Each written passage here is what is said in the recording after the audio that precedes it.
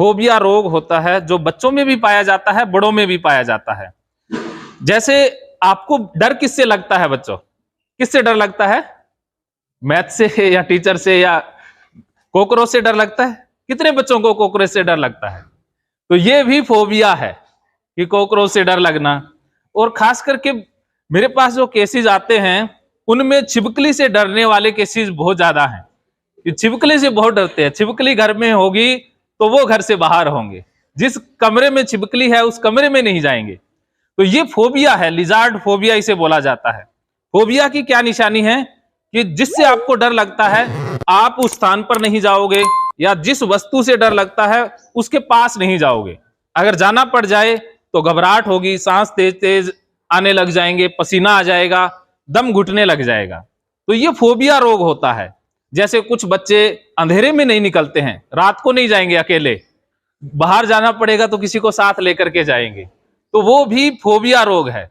कुछ लोगों को बंद स्थानों से डर लगता है कि वो बंद स्थानों में नहीं जाएंगे, जैसे लिफ्ट में नहीं चढ़ेंगे, या जो कमरा ऐसा है जिसमें खिड़की दरवाजे कम हैं तो उस कमरे में नहीं जाएंगे, तो इसे भी फोबिया कहा जाता है। क्लस्ट्रोफोबिया नाम की ये मानसिक बीमारी है।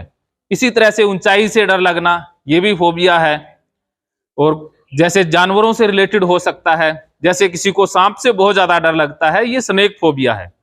फोबिया कब रोग बनता है? जैसे सांप सामने आ जाए तो डरना स्वाभाविक है, वो डर फोबिया नहीं है, लेकिन सांप है ही नहीं।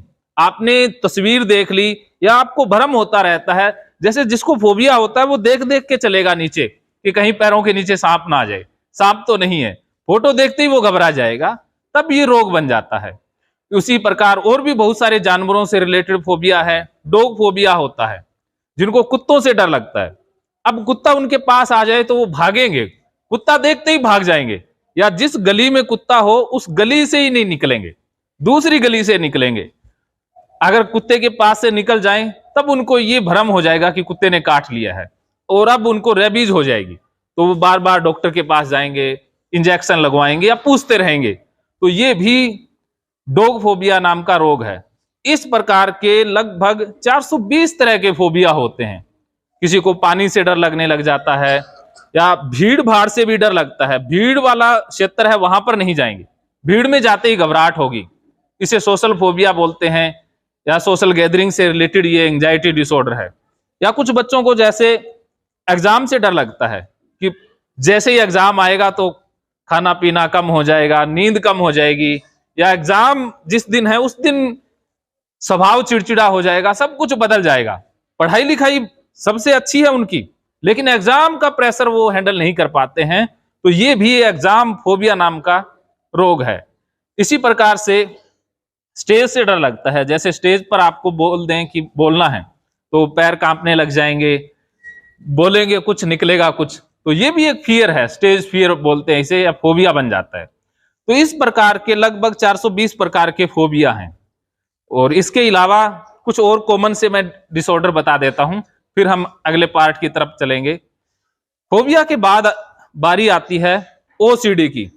ओसीडी एक ऐसा रोग होता है जिसमें इंसान को वहम हो जाता है। जैसे कुछ लोगों को गंदगी का वहम हो जाता है तो वो बार बार हाथों को धोते रहते हैं। जैसे वो हाथों को धोते ही रहेंगे, साबुन लगाएंगे गिन गिन के, 3 बार इधर से लगाएंगे, 4 बार इधर से लगाएंगे, तो जहां पर छींटा पड़ जाएगा फिर उसे धोएंगे, ऐसे धोते ही रहते हैं बार बार। और हाथों की चमड़ी तक वो उतार लेते हैं, लेकिन हाथ धोना नहीं छोड़ते हैं, और साबुन को भी साबुन से धो देते हैं।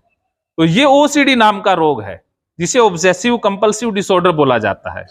और इसके 11 आगे प्रकार होते हैं।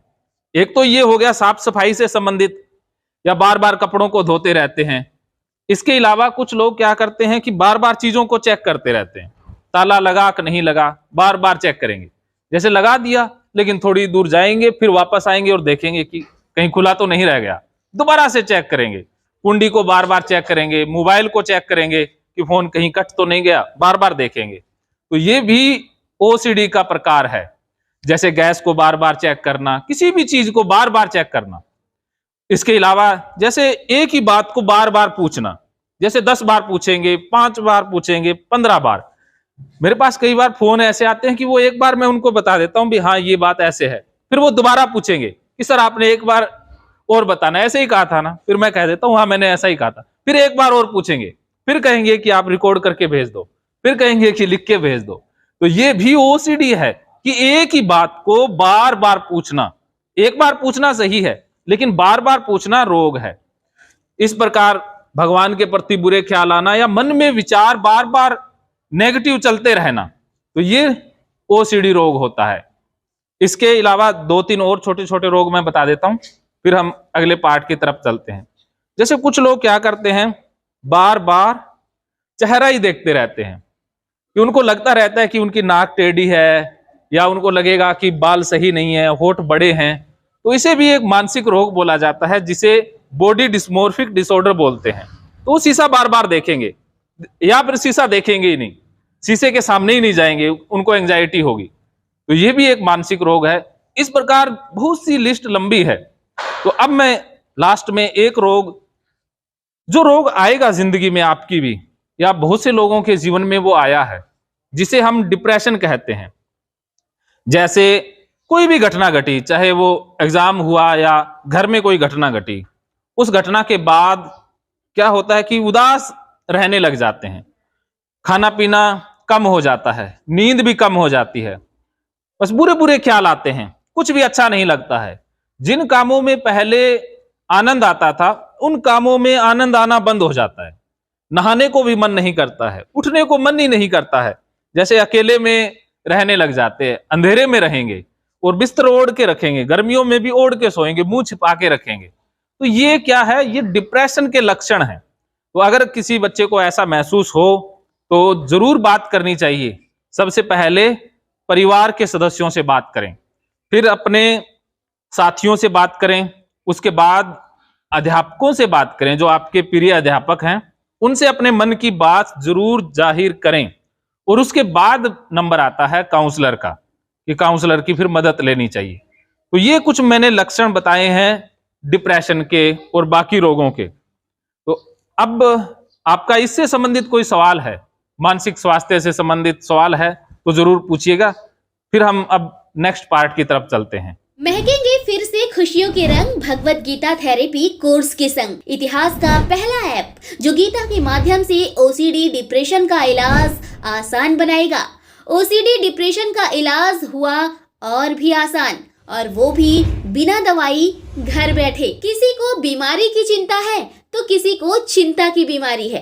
भगवत गीता ने लाखों करोड़ों का जीवन बदला है और आपका भी बदलेगा। गीता थेरेपी कोर्स में आपको मिलेगा सभी 11 प्रकार की ओसीडी का संपूर्ण इलाज, जैसे गंदगी का वहम, बार बार हाथ धोना, बार बार सफाई करना, बार बार लॉक दरवाजा चेक करना व अन्य सामान की चेकिंग बार बार करना, एक ही विचार बार बार आना, नुकसान व मरने मारने का विचार आना, HIV, rabies, cancer, heart attack का विचार आना, IBS और नींद न आने की समस्या का हल गीता कोर्स में मिलेगा। आत्महत्या वाले विचारों से मुक्ति भी गीता थेरेपी कोर्स से मिलेगी। राजेंद्र जोधपुरिया ऐप पर आपको ओसीडी से संबंधित राजेंद्र जोधपुरिया की किताब भगवत गीता के मनोवैज्ञानिक रहस्य और अन्य टिप्स पढ़ने को भी मिलेंगे। गीता है महान थेरेपी। गीता में CBT, हिप्नोथेरेपी, माइंडफुलनेस, ERP व अन्य बहुत सी साइकोथेरेपीज का समावेश मिलेगा। राजेंद्र जोधपुरिया ऐप एक, फायदे अनेक। आज ही प्ले स्टोर से डाउनलोड करें, लिंक डिस्क्रिप्शन में है। तो देर क्यों, अभी जाइए डिस्क्रिप्शन में और लिंक पर क्लिक करके प्ले स्टोर से अभी डाउनलोड कीजिए राजेंद्र जोधपुरिया ऐप और पाइए अपनी सभी समस्याओं का हल। मानो तो मौज है, वरना समस्या तो हर रोज है।